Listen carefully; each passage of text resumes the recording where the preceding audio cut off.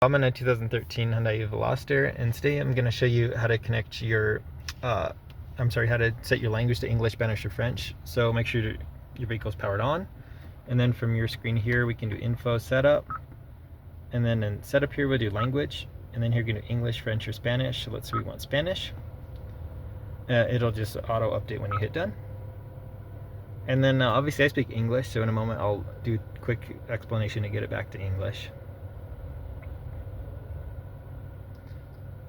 But really it'll just be the same button clicks, just displayed differently.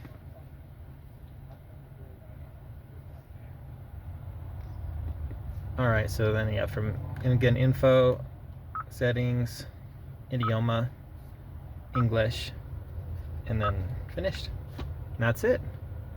But I hope this was helpful, and I hope you have a wonderful rest of your day.